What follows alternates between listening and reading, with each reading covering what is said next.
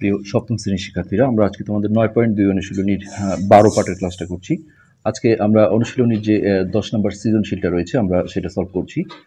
তো উদ্দীপকে দেওয়া ছিল এবিসি ত্রিভুজে এবিসি কোণ এসিবি কোণের চেয়ে বড়, আর ডি হলো বিসি এর মধ্যবিন্দু। তো ক নম্বরে এই তথ্যের আলোকে চিত্রটা আঁকতে বলা হয়েছে, আর খ নম্বরে যেটা বলা হয়েছে প্রমাণ করো যে বা দেখাও যে এসি গ্রেটার দেন এবি, যেটা আসলে তোমাদের 3 উপপাদ্যের একই রকম পুরোটাই। আর গ নম্বরে দেওয়া হয়েছে প্রমাণ করো যে AB plus AC greater than 280। তো আমরা প্রথমে ক নম্বরটা সলভ করছি। তো ওই তথ্যের আলোকে আমরা চিত্রটা আঁকবো, যেখানে আমাদের এবিসি কোণটাকে এসিবি কোণের চেয়ে বড় করে আঁকতে হবে। তো যে কোনো ধরনের ত্রিভুজ আঁকলেই হবে, জাস্ট কোণটা যেন এবিসি কোণটা যেন বড় হয়। তো আমরা এইভাবে চিত্রটা দিচ্ছি, এইভাবে দিলে এই কোণটা বড় থাকবে। তো এইখানে আমরা এ, এইখানে বি, আর এইখানে সি দিলাম। তারপর এটা আমরা যোগ করে দিই। তো এখানে আমরা এই এবিসি কোণটাকে এসিবি কোণের চেয়ে বড় বলবো। আর এখানে যেটা বলা হয়েছে ডি বিসি এর মধ্যবিন্দু। তো বিসির মধ্যবিন্দু নির্ণয় করতে গেলে তোমরা নর্মালি এটা যদি মেপে দেখো যে কত সেন্টিমিটার আছে, যেমন মোটামুটি 4 সেন্টিমিটার আছে, এখানে 2 সেন্টিমিটারে ফোঁটা দিলেই হয়ে যাবে, এরকম অর্ধেক করে নিলেই হবে। তো এটা আমরা ডি নামকরণ করব। এরপর এ আর ডি যোগ করে দিতে হবে, যেহেতু এখানে এডি এডিটা যদিও আমাদের আসলে গয়ে প্রয়োজন আছে, সো এখানে ক নম্বরে যোগ না করলেও চলবে, জাস্ট মধ্যবিন্দু পর্যন্ত দেখালেই হবে। কয়ে শুধু চিত্রটা চাওয়া হয়েছিল, তো আমরা এখানে একটু লিখে দেবো, যেহেতু ক নম্বরে 2 নম্বর থাকে। তো চিত্রে উদ্দীপকে যেভাবে লেখা আছে এইভাবে লিখে দিলেই হবে। চিত্রে ত্রিভুজ এ বি সি এ, কোণ এ বি সি, বড় চিহ্ন, কোণ এ সি বি, এসিবি, আর ডি কমা বিসি এর মধ্যবিন্দু। তো এইটুক হলেই আমাদের ক নাম্বার কমপ্লিট হয়ে যাবে। নেক্সট আমরা খ নাম্বারে ঢুকছি, যেটা তোমাদের উপপাদ্য 3। আমরা ভিডিওর নিচে ডেসক্রিপশন বক্সে সেই লিঙ্কগুলো দিয়ে দেবো, সেখান থেকে তোমরা দেখে নেবে। এখানে কিন্তু আর এই মধ্যবিন্দুটা প্রয়োজন হবে না, এখানে নামগুলো দেখলেই বোঝা যাচ্ছে খ নাম্বারে মধ্যবিন্দুটা দরকার নেই। সো আমরা জাস্ট এবিসি ত্রিভুজটা এঁকে নেব কয়ের মতো করেই। তারপরে এইভাবে দিয়ে দিলাম, এটা যোগ করে দিলাম। তারপরে ত্রিভুজটার আমরা নামকরণ করে দিই এ বি সি। তো এখানে আর কোনো কিছুই প্রয়োজন নেই। এখানে আমরা এখন সরাসরি বিশেষ নির্বাচনে যাব। বিশেষ নির্বাচন। তো এটা শুরু হবে দেওয়া আছে দিয়ে, যেহেতু নামগুলো উপরে দেওয়া ছিল, না থাকলে মনে করিয়ে দিয়ে লিখতে হতো। দেওয়া আছে ত্রিভুজ এ বি সি এ, কোণ এবিসি বড় চিহ্ন, কোণ এ সি বি। আর মধ্যবিন্দুটা এখানে আমাদের প্রয়োজন নেই, এখানে আমরা বলবো দেখাতে হবে বা প্রমাণ করতে হবে, লেখা যাবে দেখাতে হবে যে এসি বাহু গ্রেটার দেন এবি। তো এই উপপাদ্যটা আসলে অঙ্কন প্রয়োজন হয় না, সরাসরি প্রমাণ পয়েন্টে আমরা চলে যাব। তো এটা বেশ মজার একটা উপপাদ্য ছিল। সেটা হচ্ছে যে আমরা প্রথমে ধরে নেব যে এটা যদি না হয় তাহলে কি কি অপশন হতে পারে। এসি গ্রেটার দেন এবি না হলে দুইটা অপশন থাকে, একটা হলো এসি আর এবি সমান, এসি সমান সমান এবি, অথবা আরেকটা অপশন হতে পারে এসি ছোট আর এবি বড়, অর্থাৎ এসি এটা হলো ছোট চিহ্ন লেস দেন এবি। তো এই দুটোর একটা ছাড়া কিন্তু উপায় নেই। যদি এসি এবির চেয়ে বড় না হয় তাহলে হয় সমান হবে, আর না হলে এসিটা ছোট হবে, এবিটা বড় হবে। আমরা এসিকে জাস্ট সামনে রাখছি। তো একটা একটা করে ধরতে হবে। আমরা প্রথমে যেটা 1 নম্বরে ধরলাম যে এসি সমান এবি, আমরা সেইটা যদি ধরে নেই যে মনে করি এসি সমান এবি। তো এর আগে আমরা দেখেছি একটা ত্রিভুজের দুটো বাহু সমান হলে তাদের বিপরীত কোণগুলো সমান হয়। তাহলে এসি বাহুর যে বিপরীত কোণটা, এই বিপরীত কোণটা আসলে এখানেও থাকবে না, এখানেও থাকবে না, এসি বাহুর সাথে কোনো টাচ থাকবে না। সো এইটা হলো আমাদের এসি বাহুর বিপরীত কোণ, অর্থাৎ এবিসি সমান এবি বাহুর বিপরীত কোণ হচ্ছে এইটা, যেহেতু এই কোণটার সাথে এবির কোনো টাচ নেই, অর্থাৎ এসিবি। তো এইখানে শর্তে কিন্তু আমরা দেখো এবিসি কোণটাকেই বড় জেনেছিলাম, বা চিত্র আমরা তাই এঁকেছিলাম এসিবির চেয়ে। কিন্তু এখানে এসে দুটো সমান হয়ে গেল। তো এখানে বলতে হবে কিন্তু ইহা প্রদত্ত শর্ত বিরোধী, শর্ত বিরোধী। তাহলে বোঝা গেল যে এই জিনিসটা আসলে হতে পারে না, যেটা আমরা এসি সমান এবি ধরেছি। তাহলে এখন আমরা এইটা ধরবো। তাহলে আবার মনে করি এসি লেস দেন এবি। তো এখন আমরা এদের নিচে যদি বিপরীত কোণগুলো বসাই, তাহলে এসি বাহুর বিপরীত কোণ আমরা দেখলাম এবিসি, এবিসি, তারপরে ছোট চিহ্ন, এবি বাহুর বিপরীত কোণ হচ্ছে এসিবি। তো একটা ধারণা ক্লিয়ার যে দুইটা বাহু সমান হলে তাদের বিপরীত কোণগুলো সমান হয়। তারপরে একটা বাহু বড় হলে তার বিপরীত কোণটা বড়ই হয়, আবার কোনো বাহু যদি ছোট হয় তার বিপরীত কোণটা ছোটই হয়। তো এটাও আমরা দেখছি শর্ত বিরোধী, কেননা আমরা এবিসি কোণটাকেই বড় জেনেছি, আর এখানে এসে উল্টা হয়ে গেল যে এবিসি ছোট এসিবি বড়। তো এখানে আমরা লিখে দেবো যে ইহাও ইহাও প্রদত্ত শর্ত বিরোধী। তো এই দুটার একটাও যদি না হয় তাহলে অবশ্যই আমাকে এটি স্বীকার করে নিতে হবে যে এসি গ্রেটার দেন এবি। তো এখানে আমরা একটা ফিনিশিং দেব সুন্দরভাবে যে অতএব এসি এটা নট সমান, এসি নট সমান এবি, বা এসি এই যে এই জিনিসটা আমরা নট লেস দেন দেবো, অর্থাৎ লেস দেন দিয়ে এইভাবে একটা কাটা চিহ্ন দিতে হয়, নট লেস দেন এবি। অথবা তোমরা বাংলায় লিখতে পারো এসি এবি এর সমান হতে পারে না, বা এসি এবি এর চেয়ে ছোট হতে পারে না। তো এই দুটোর একটাও যদি না হয় তাহলে অবশ্যই এসিটাই বড় হবে, এবিটাই ছোট হবে। আর এটা লেখার সাথে সাথেই আমাদের ব্যাপারটা প্রমাণিত হয়ে গেল। তো এরপর আমরা গ নাম্বারে ঢুকছি। এবার আমরা গ নাম্বারটা করছি। ওই একই রকম ভাবে চিত্রটা এঁকে নিতে হবে, যেখানে আমরা এবিসি কোণটাকে এসিবি কোণের চেয়ে বড় বলবো, আর এই ডিটা আমরা বিসির মধ্যবিন্দু ধরেছি। এটা মোটামুটি যত সেন্টিমিটার হবে তার মিডিল পয়েন্টে, যেমন আমার 4 সেন্টিমিটার ছিল, আমি 2 সেন্টিমিটার একটা ফোঁটা দিয়ে নিয়েছি। তো এইখানে আমরা বিশেষ নির্বাচন লিখবো। এই উপপাদ্যর একটা অঙ্কন আছে, আসলে নিচে কিছু কাজ আছে। তো বিশেষ নির্বাচন আমরা কোয়েশ্চেনে যেহেতু নামগুলো দেয়া ছিল, তো এখানে আমাকে দেওয়া আছে দিয়ে লিখতে হবে। দেওয়া আছে ত্রিভুজ এ বি সি এ, কোণ এ বি সি, তারপরে বড় চিহ্ন কোণ এ সি বি, আর ডি কমা বিসি এর মধ্যবিন্দু, ডি বিসি এর মধ্যবিন্দু। তো এখানে কিন্তু বলা হয়েছিল যে প্রমাণ করো যে AB plus AC greater than 2AD। তো সেক্ষেত্রে এডির কিন্তু এ আর ডি এর দেখো কোনো কানেকশন করা নেই। এইসব ক্ষেত্রে প্রমাণ করতে হবে যে এটা লেখার আগেই এ কমা ডি যোগ করি, এই কথাটা আগে লিখে নিতে হয়। এটা কিন্তু অঙ্কনে দেওয়া যাবে না, এটা বিশেষ নির্বাচনেই এই কথাটা থাকবে যে এ কমা ডি যোগ করি। এরপরে আমরা বিশেষ নির্বাচন শেষ করব। প্রমাণ করতে হবে যে AB plus AC greater than 2AD।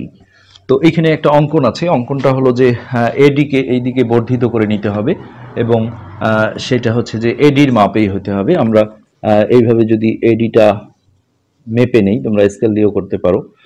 এডির আমরা সমান করে মাপটা নিলাম, নিয়ে এইটা আমরা এইভাবে একটা ফোঁটা দিয়ে নিলাম, তারপরে স্কেল দিয়ে জাস্ট এটা যোগ করে দেব এইভাবে। তো এটা আমরা যদি ই নাম দিই, তারপরে এই সি আর ই অথবা বি আর ই যে কোনো একটা যোগ করতে হবে, আমরা সি এর সাথে যোগ করে দিলাম। তো এখানে আমাদের এখন লিখতে হবে, এটা অঙ্কন পয়েন্টে আসবে, অঙ্কন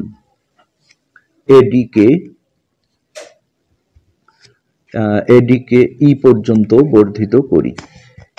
ই পর্যন্ত বর্ধিত করা মানে হচ্ছে বাড়ানো, বর্ধিত করি যেন, এই নতুন নামটা আগে বললে ভালো হয়, যেন ডিই সমান এডি হয়, যেন ডিই সমান এডি হয়। আর এখানে আমরা সি কমা ই যোগ করি। তো এটার সাথে সাথে আমাদের অঙ্কন কমপ্লিট হয়ে গেল। এবার আমরা প্রমাণ পয়েন্টে ঢুকে যাচ্ছি। তো প্রমাণে যেটা করতে হবে সেটা হচ্ছে যে এই যে এখানে দেখো দুটো ত্রিভুজ আছে, একটা এবিডি আর একটা এই পাশে যে ত্রিভুজ আছে সিডিই, এই দুটা ত্রিভুজকে আমরা সর্বসম করব। যদিও সর্বসমর বিষয়টা তোমাদের আসলে দশম অধ্যায় রয়েছে, তারপর এটা আগে একটু চলে আসছে। তো কিছু করার নেই। এখানে আমরা যদি ধাপ দিয়ে করি, ধাপ 1, আর এখানে আমরা লিখছি যথার্থতা। যথার্থতা। তো এই দুটো ত্রিভুজের নাম আমরা বলবো ত্রিভুজ এবিডি। ত্রিভুজের নামে আসলে কোন অক্ষর আগে আসলো পরে আসলো এটা কোনো বিষয় না। ও ত্রিভুজ সিডিই। তো এখানে কিছু কিছু বাহুর দেখো মিল আছে। একটা হলো এই ত্রিভুজের এডি বাহু সমান হচ্ছে ডিই, কারণ আমরা অঙ্কনে সেইভাবেই করেছি। তো আমরা এখানে লিখবো এডি সমান সমান ডিই। আর এই যে ডিটা যে মধ্যবিন্দু ছিল বিসির মধ্যবিন্দু, মানে কি এই টুকরাটা আর এই টুকরাটা সমান, অর্থাৎ এই ত্রিভুজের হচ্ছে বিডি ওই ত্রিভুজের সিডি বাহুর সমান। আমরা সেটাও লিখবো যে বিডি সমান সিডি। এখানে আমরা ব্যাখ্যা দিতে পারি, যেহেতু ডি কমা বিসি এর মধ্যবিন্দু, এই কারণে এই টুকরো দুটো সমান। তো দশম অধ্যায়ে কি এটা তোমাদের আছেই যে দুইটা ত্রিভুজের মধ্যে যদি দুইটা করে বাহু সমান হয় এবং এই বাহুগুলোর অন্তর্ভুক্ত কোণগুলো সমান হয় তাহলে ত্রিভুজ দুটো সর্বসম হয়। তো অন্তর্ভুক্ত কোণ খুঁজতে গেলে যেটা দেখতে হয় যে যে কোনো একটা ত্রিভুজে আগে থাকতে হয় যে এই ত্রিভুজের এখানে একটা বাহু আছে, এখানে একটা বাহু আছে, সেই বাহু দুটার মধ্যবর্তী কোণটাই হলো অন্তর্ভুক্ত কোণ। তো এখানে এডিটা হলো এই ত্রিভুজের বাহু, আর এখানে হচ্ছে যে বিডি, এডি আর বিডি। তো এডি আর বিডির মাঝখানের কোণ যদি আমরা দেখি এডি আর বিডি, তাহলে এই কোণটা অর্থাৎ ডি কে মাঝখানে রেখে এডিবি অথবা বিডিএ, তো আমরা এডিই লিখছি। তো এই জায়গাটা আসলে অন্তর্ভুক্ত কোণ কথাটা বলতে হয়, এবং অন্তর্ভুক্ত কোণ চিহ্ন দিয়ে লিখলে হবে এডিবি। অন্তর্ভুক্তটা দুইবার লিখতে হয়, সমান অন্তর্ভুক্ত আরেকটা কোণ যে আমরা নেব সেটা হচ্ছে এই বাকি যে দুটো থাকলো ডিই আর সিডির মধ্যবর্তী কোণ। তো ডি হচ্ছে এটা আর সিডি হচ্ছে এটা, তাদের মাঝখানের কোণ হচ্ছে এটা, অর্থাৎ ডি কে মাঝখানে রেখে ইডিসি বা সিডিই, তো আমরা সিডিই লিখছি সিডিই। তো অন্তর্ভুক্ত কোণ হলেই যে সমান হবে তা না, নিশ্চয়ই এর কোনো ব্যাখ্যা থাকবে, কোনো একটা যুক্তি থাকবে। তো এইখানে এই কোণ দুটো কিন্তু বিপ্রতীপ কোণ, তোমরা ষষ্ঠ শ্রেণীতে পড়েছো। এরকম ক্রস চিহ্ন থাকলে এরকম, হ্যাঁ ক্রস চিহ্ন থাকলে যেমন এই যে এইটা আর এটা বিপ্রতীপ কোণ হয়, আবার এইটা আর এইটা বিপ্রতীপ কোণ হয়। তো বিপ্রতীপ কোণগুলো পরস্পর সমান হয়, এই কারণে আমরা সমান চিহ্ন দিয়ে লিখতে পারছি। তো এখন আমরা সর্বসমর একটা শর্ত অনুসারে দুটো ত্রিভুজের মধ্যে দুটো করে বাহু সমান হয়েছে এবং তাদের অন্তর্ভুক্ত কোণ দুটো সমান হয়েছে, সেক্ষেত্রে এই ত্রিভুজ দুটোকে আমরা সর্বসম বলতে পারি। আর সর্বসমর চিহ্ন এটা, সমান চিহ্ন দিয়ে এরকম একটা ঢেউ খেলা দিতে হয়।